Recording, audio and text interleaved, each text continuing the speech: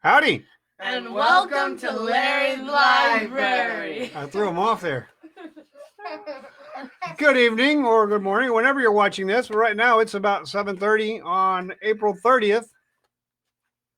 And looks like Texas will start to open up tomorrow. A lot of places are opening up just a little bit. The uh,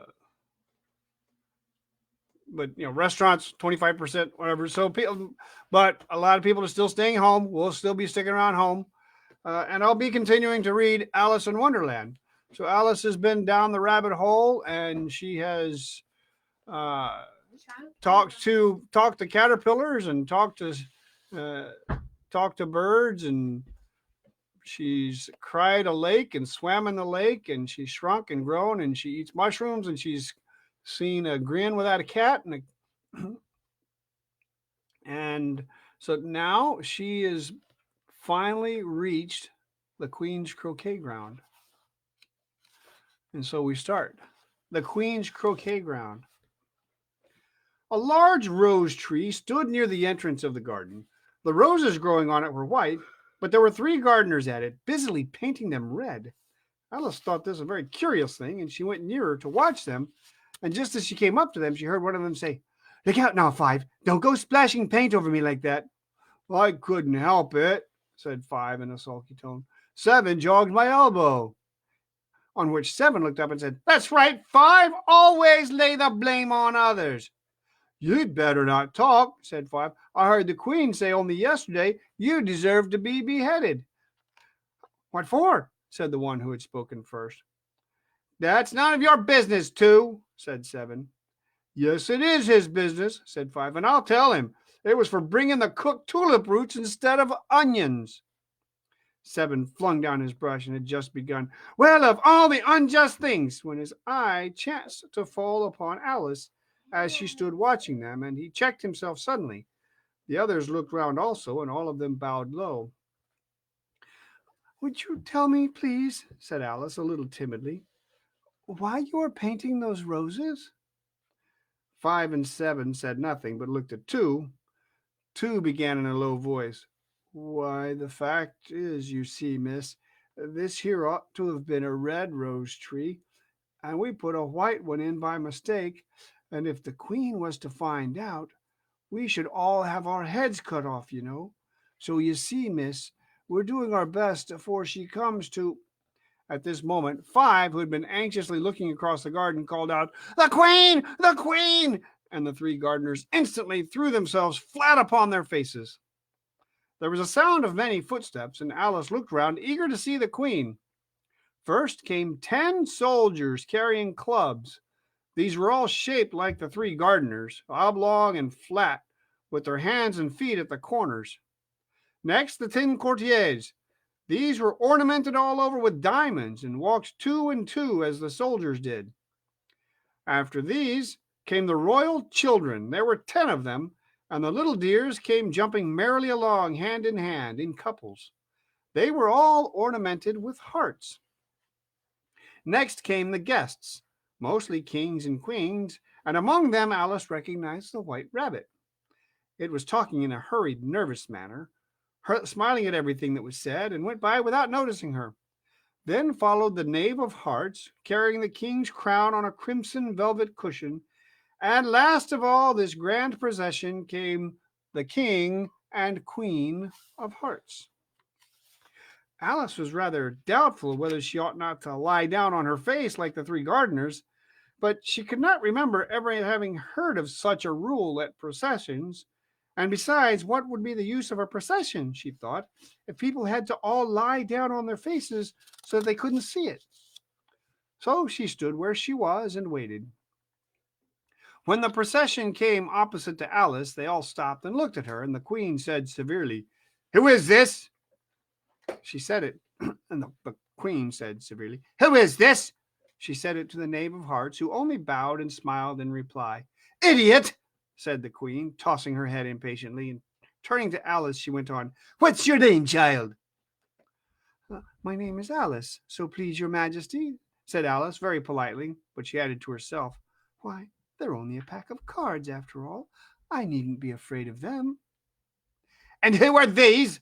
said the queen, pointing to the three gardeners who were lying round the rose tree, for you see, as they were lying on their faces and the pattern on their backs was the same as the rest of the pack, she could not tell whether they were gardeners or soldiers or courtiers or three of her own children. "How should I know?" said Alice, surprised at her own courage. "It's no business of mine."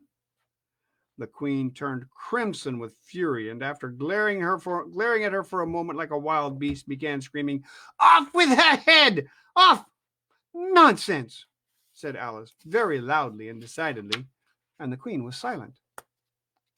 The king laid his hand upon her arm and timidly said, "Consider, my dear, she is only a child." The queen turned angrily away from him and said to the knave, "Turn them over." The knave did so very carefully with one foot. "Get up!"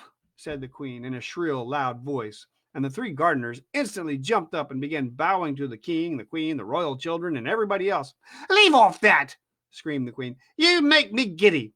And then turning to the rose tree, she went on, "What have you been doing here?" "May it please your majesty," said Two in a very humble tone, going down on one knee as he spoke, "we were trying—" "I see," said the queen, who had meanwhile been examining the roses. "Off with their heads!" And the procession moved on, three of the soldiers remaining behind to execute the unfortunate gardeners, who ran to Alice for protection. "You shan't be beheaded," said Alice, and she put them into a large flower pot that stood near. The three soldiers wandered about for a minute or two, looking for them, and then marched quietly off after the others. "Are their heads off?" shouted the queen. "Their heads are gone, if it please your majesty," the soldiers shouted in reply. "That's right," shouted the queen. "Can you play croquet?" The soldiers were silent and looked at Alice, as the question was evidently meant for her. "Yes," shouted Alice.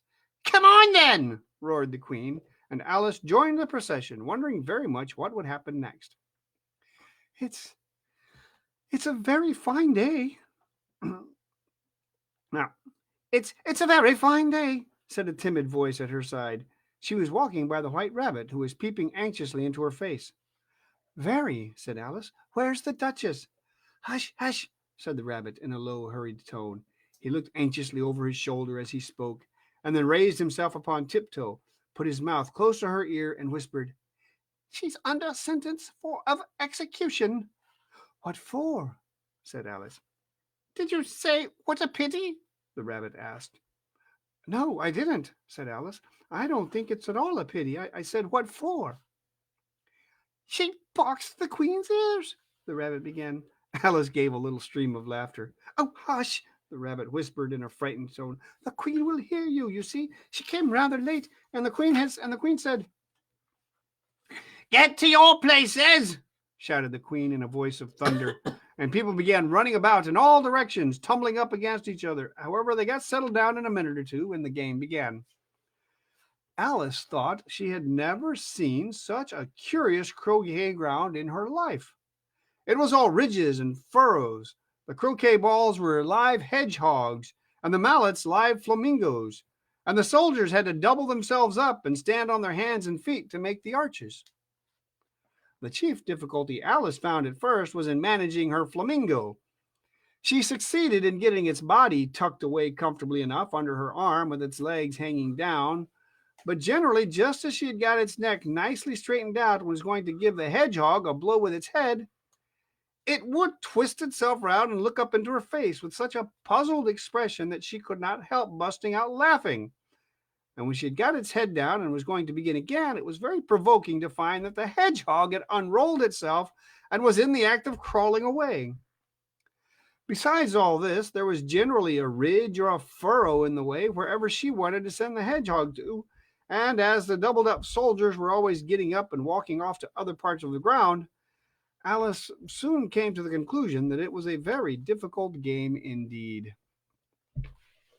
The players all played at once without waiting for turns, quarreling all the while, and fighting for the hedgehogs, and in a very short time the queen was in a furious passion and went stamping about and shouting, "Off with his head!" or "Off with her head!" about once in a minute. Alice began to feel very uneasy, to be sure. She had not as yet had any dispute with the queen, but she knew that it might happen any minute. And then, thought she, what would become of me? They're dreadfully fond of beheading people here. The great wonder is that there's anyone left alive. She was looking about for some way of escape and wondering whether she could get away without being seen when she noticed a curious appearance in the air. It puzzled her very much at first, but after watching it a minute or two, she made it out to be a grin, and she said to herself, "It's the Cheshire Cat. Now I shall have somebody to talk to." "How are you getting on?" said the cat, as soon as there was a mouth enough for it to speak with. Alice waited till the eyes appeared and then nodded. "It's no use speaking to it," she thought, "till its ears have come, or at least one of them."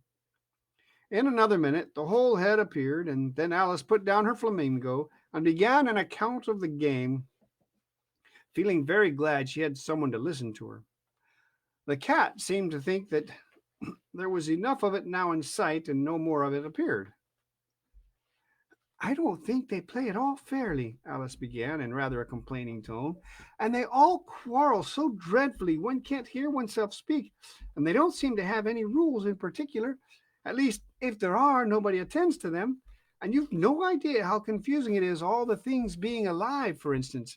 There's the arch I've got to go through next, walking about the other end of the of the ground, and I should have croqueted the queen's hedgehog just now, only it ran away when it saw mine coming." "How do you like the queen?" said the cat in a low voice. "Not at all," said Alice. "She's so extremely—" Just then she noticed that the queen was close behind her listening, so she went on, "Likely to win, that it's hardly worth while finishing the game." The queen smiled and passed on. "Who are you talking to?"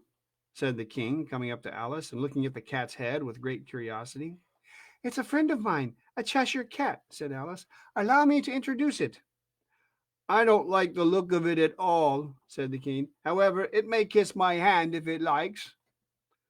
"I'd rather not," the cat remarked. "Don't be impertinent," said the king, "and don't look at me like that." He got behind Alice as he spoke. "A cat may look at a king," said Alice. "I've read that in some book, but I don't remember where." "Well, it must be removed," said the king very decidedly, and he called to the queen, who was passing at the moment, "My dear, I wish you would have this cat removed." The queen had only one way of settling all difficulties, great or small. "Off with his head," she said, without even looking round. "I'll fetch the executioner myself," said the king eagerly, and he hurried off. Alice thought she might as well go back and see how the game was going on, as she heard the queen's voice in the distance screaming with passion. She had already heard her sentence 3 of the players to be executed for having missed their turns, and she did not like the look of things at all, as the game was in such confusion that she never knew whether it was her turn or not. So she went off in search of her hedgehog. The hedgehog was engaged in a fight with another hedgehog, which seemed to Alice an excellent opportunity for croqueting one of them with the other. The only difficulty was that her flamingo was gone across to the other side of the garden, where Alice could see it trying in a helpless sort of way to fly up into a tree. By the time she had caught the flamingo and brought it back, the fight was over, and both the hedgehogs were out of sight. "But it doesn't matter much," thought Alice, "as all the archers are gone from this side of the ground." So she tucked it away under her arm that it might not escape again, and went back to have a little more conversation with her friend. When she got back to the Cheshire Cat, she was surprised to find quite a large crowd collected around it. There was a dispute going on between the executioner, the king, and the queen, who were all talking at once, while all the rest were quite silent and looked very uncomfortable.